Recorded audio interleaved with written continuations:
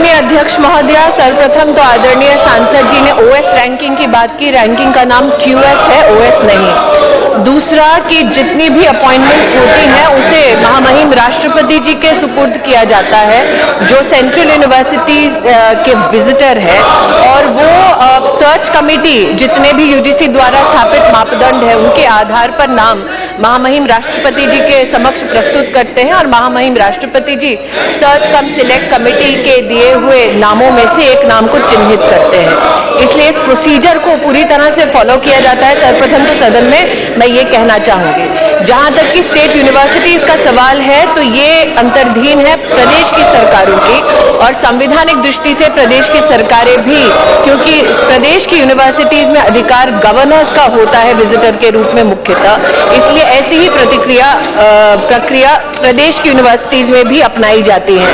जहां तक कि सवाल है इंटरनेशनल रैंकिंग्स का, महोदया मैं पहले भी सदन में बोल चुकी हूं, आज भी बोलती हूं। इंटरनेशनल रैंकिंग्स में 2-3 ऐसे मापदंड हैं जो भारतीय इंस्टीट्यूशंस के विपरीत जाते हैं। सर्वप्रथम ये कि अंतर्राष्ट्रीय रैंकिंग्स में अंग्रेजी में किए हुए रिसर्च को ही प्राथमिकता मिलती है।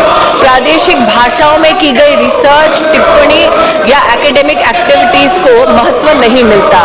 भारत जिसमें 125 संवैधानिक दृष्टि से स्थापित भाषाएं हैं, 1500 हमारी डायलेक्ट्स हैं, ऐसे विविध देश की अन्य भाषाओं में हो रही रिसर्च को इंटरनेशनली आंका नहीं जाता है।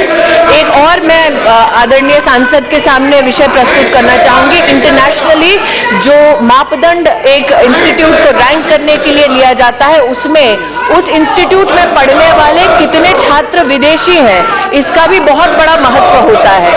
हिंदुस्तान में जितनी भी सरकारी संस्थानें हैं वो मुख्यतः हिंदुस्तान के छात्रों के लिए, हिंदुस्तान के नागरिकों के लिए बनाई गई हैं।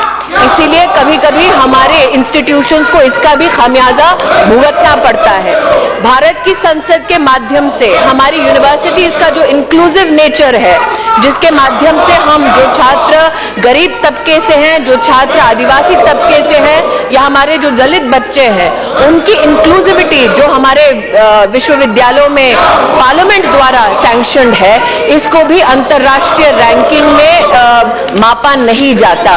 हमने बार बार अंतर्राष्ट्रीय एजेंसी से चर्चा की कि किस प्रकार से इस प्रकार के भेदभाव से हम उभारना चाहते हैं, लेकिन क्योंकि हम चाहते हैं कि हमारे नागरिकों के पास व्यापक एक दृष्टिकोण के माध्यम से इंस्टीट्यूट को चुनने का अधिकार उनको और सशक्त हो, इसलिए national ranking of Indian institution का फ्रेमवर्क भी हमने राष्ट्र को समर्पित किया है, जिसमें राष्ट्र भर के इंस्टीट्यूट अपने आप को रेगुलेटर के माध्यम से राष्ट्र के सामने प्रस्तुत करेंगे, जिसमें परसेप्शन के साथ साथ एकेडेमिया और रिसर्च की भी संभावनाओं को देखते हुए एक नेशनल रैंकिंग की श्रेणी बनाई जाएगी और अगले एकेडमिक वर्ष से पहले हिंदुस्तान के माता पिता और छात्रों के पास ये रैंकिंग उपलब्ध होगी।